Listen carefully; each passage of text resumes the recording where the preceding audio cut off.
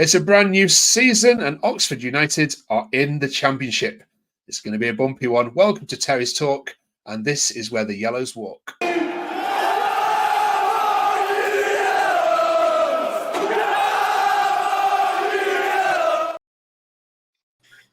Welcome to Where Yellows Walk. We have managed to grab some very senior figures from the world of Oxford United social media. Welcome Robin, Luke, Sam and Blake to Terrace Talk.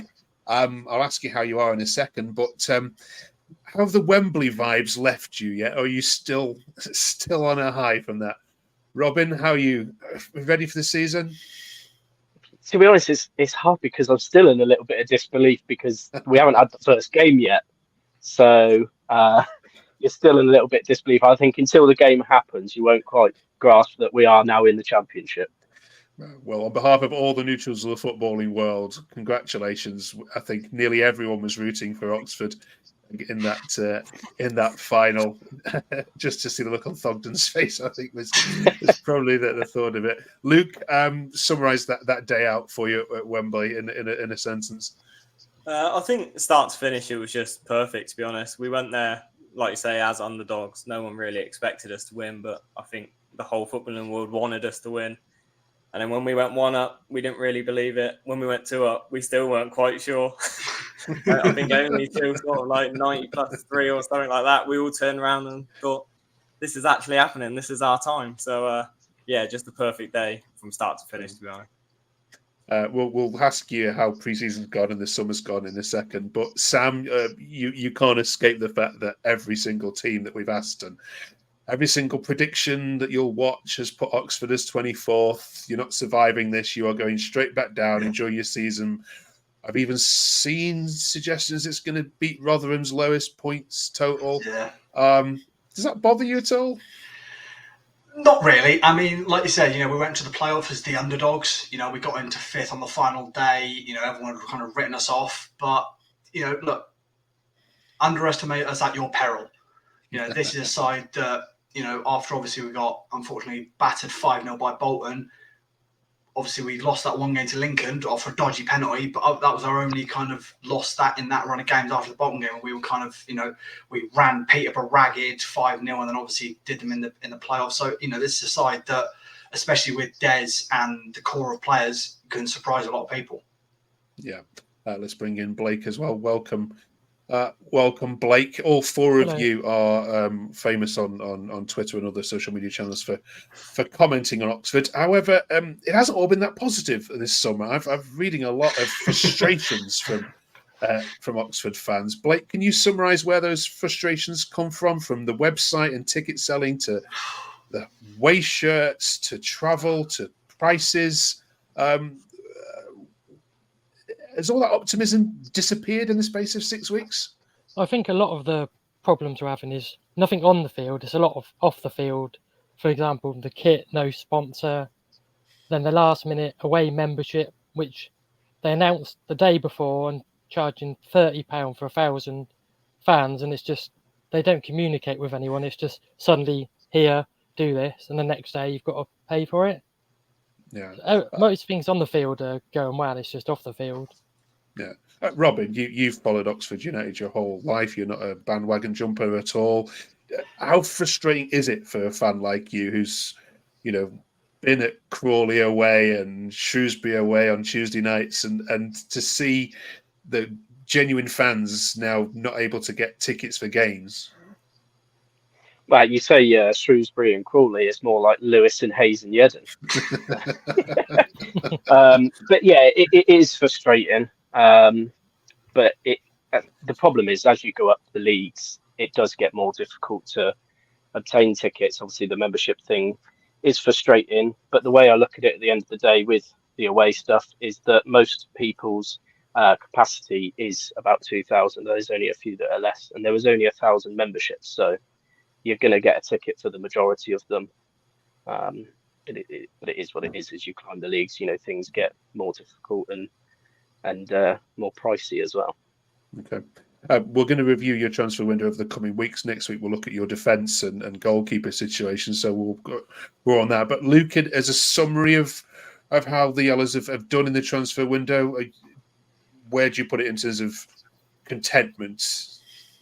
I think it's been a really positive start, to be honest. I think coming up, we're always compared to Portsmouth and Derby in their business. And overall, I think we've done the best so far. I think we're a few key areas away from being finished, mainly the striker options, and maybe a centre-back is needed for the step up to the Championship. But I think we got a nice mix of young players that can grow to be valuable assets and experienced heads at the level that will help bring those young players on. So overall, I'm pretty content so far. I know we're not done. The loan market will move a bit later in the window. So looking forward to that, really. Yeah, you mentioned experience there. None comes more experienced than Matty Phillips from West Brom's. Sam, were you surprised at that signing? To a certain extent, yeah. It kind of, the rumours have started swirling around. I think might have been Peter O'Rourke that first reported on it on about midday on the Thursday when he signed. But it's a lot of those kind of older players. There is a bit of a local connection, so it's not Oxfordshire, but Matt Ingram, born and bred in Wickham. Matt Phillips is an Aylesbury lad, went to the same school as Rob Hall. So there's it's getting the older players that know the area, other than obviously Will Volk. So it kind of helps the atmosphere around the club, and any new signings that come in, kind of you've got those senior pros that know the area a bit to kind of help bed them in. Okay. All right, Norwich up first then. Blake, when you saw the fixture lists, what were your thoughts when you thought it was going to be your fellow yellow competitors in the league? To be honest, you look at the fixtures in this league, every game is a tough game. We can't, realistically, every game you're looking, would we take a draw? Probably, yeah. So whoever we're playing the first game was going to be a tough game. Norwich are normally there or thereabouts in Championship, so it'll be a hard game, but like I said, every game in this level will be. Okay. Well, let's find out from the horse's mouth, shall we? Let's find out from the Canaries how they've been doing pre-season.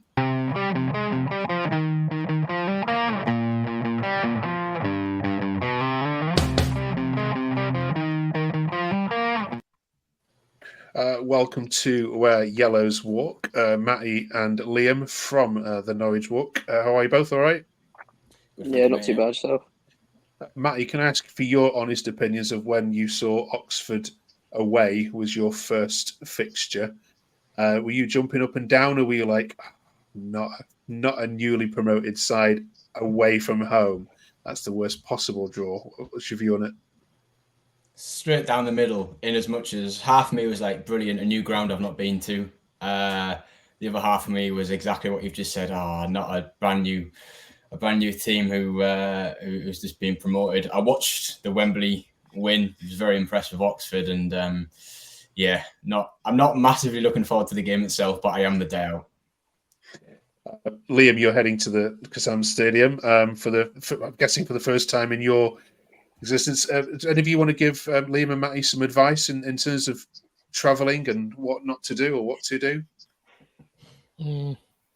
Stay away from the stadium as much as you can, to be honest. There's nothing there, really. If you stay in Oxford Centre, you'll probably be best. Okay, all right, good. Liam, you're looking forward to it, though. Brand new ground, brand new away trip, and a brand new manager and a brand new team for Norwich. How have you been looking? Yeah, pre-season's been, I'd say, a bit mediocre. There's been sort of signs of good performances, signs of attacking football. The results obviously aren't exactly what we've wanted, but I think it's more about the sort of foundations and building sort of that fitness up. Pre-season's never a massive thing for me. I think it's just, like I said, getting the foundations, and hopefully we can build on and start the real stuff on Saturday. Yeah, Matty, have you been impressed with the Canaries so far? Not massively, but we have a strange trait that when our pre-season isn't brilliant, then our actual season often ends up being decent. So we had a fantastic pre-season, pretty good pre-season last year, and got a lot of games and didn't really play the one that tested us. Whereas this year we have played some decent sides, Hoffenheim, St. Pauli. Like, we have played some decent footballing teams. Maybe not at the results we wanted, but that's going to take a bit of time. So who knows what to expect come Saturday 12:30. Robin, when you've probably been asked for your predictions of who's going up, where would you put Norwich in the list of 24, do you reckon? I reckon about 10th. Would you take that, Liam, now?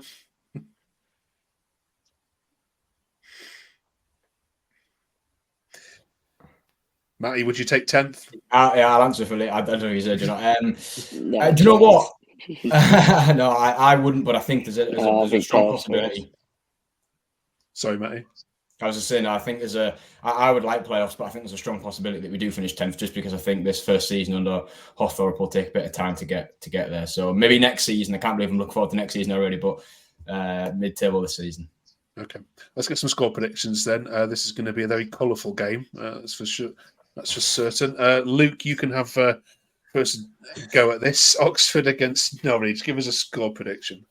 Well, I mean, it's a tough one. I think, like the boys have said there, the change of manager and obviously losing a key player, I think opens the game up a lot for us. I think there could be a lot of goals. So I'm going to go maybe a 2-2 score draw.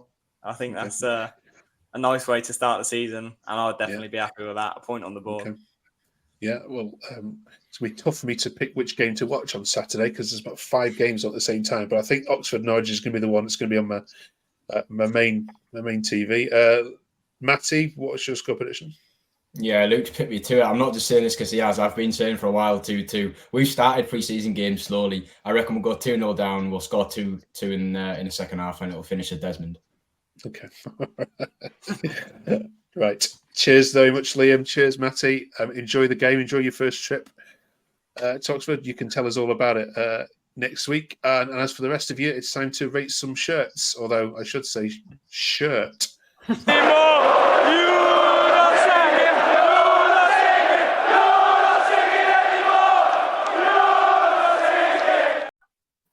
Okay, so each week we will ask you for your views and opinions on some tweets and comments that people have said about Oxford games. First of all, let's get your opinions on the home shirt before we go through Andy Wilmer's tweet there. Blake, you happy with the home shirt as it stands? It's just okay. Not great, not awful. The lack of sponsor really shows out. Basically looks like a training top, but it's not the worst we've had. Probably not the best. Somewhere in the middle. Yeah, I saw this tweet from Andy Wilmer, who is obviously a huge Oxford fan and does a lot of podcasting himself. He had said in response to the release of the shirt and the poster on the right that you caved under pressure from fans, released details of the home shirt with no sponsor, an Adobe Express collage image which feels like a half-hearted attempt from the trainee graphics person. No wonder elements of the fan base are feeling disheartened. No post would have been better than this car crash. If we're going to be a championship team, we need to be able to be good in all areas, not just on the pitch. Luke, do you agree with that sentiment? Yeah, I think he's got it spot on there. I think a lot of fans were waiting for that kit, and I think there was a rush to try and sort a sponsor out before the first sort of big home friendly we had. And if you compare it to last season's release, we had a big sort of video where they went through, I think it was Oxford Theatre, a few people modelling the kit. Youth players, women players and stuff like that. It sort of excites you a little bit. So for them to drop that, no sponsor, like I say, that lovely image that they decided to put up, and they seemed to tease it for about 3 hours before actually saying anything. It was all a bit like, nah. But I must say, I wasn't a big fan of the kit when it first came out. But seeing it on the players, I think it looked a little bit better. And I think there's been a few mock-ups with potential sponsors, and that does make a big difference. So hopefully they can get that right at least. Someone somewhere is very proud of that poster which we're all mocking. So apologies if you're watching. It's you. Any news on the away shirt, Robin? Do we know any hint of what colour it's going to be? What colour should it be? Navy, dark navy for me. Yeah. Okay.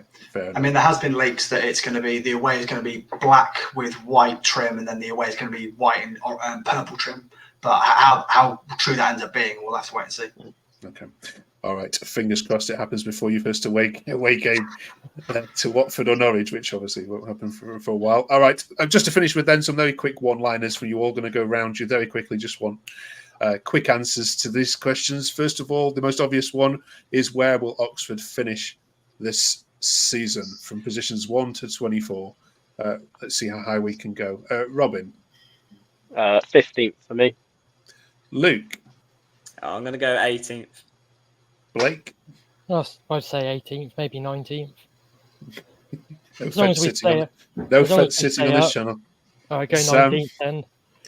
I'll go 16th. Okay. Presumably you'd all take 21st from me now if I'd offer it you, yeah? Yeah. Yeah. Oh, Yeah. absolutely, yeah. Yeah, We're yeah. flirt with the player. We're flirt Right. with relegation. We just don't want to be in last year. We've asked every club who's finishing 24th this season, with the exception of one team who said Plymouth. Everyone else has said you guys. So let's flip this on its head. If you aren't finishing 24th, who is? Start with you, Blake, this time. Probably I'd say Plymouth. Okay. Sam? I was going to say, I'm really sorry, Plymouth, but it's Wayne Rooney's Plymouth Argyle. Okay. Robin? Yeah, I'm going to add 3 for 3. I'm going to go Plymouth as well. Okay. Sorry, Robin? I'll make it exciting. No, go QPR. Fair enough. That's a wild shout. I'll tell them you said that. And then finally, are you looking forward to Bristol City away? Oh, yes. That's going to be a tasty game. Fair few snake inflatables.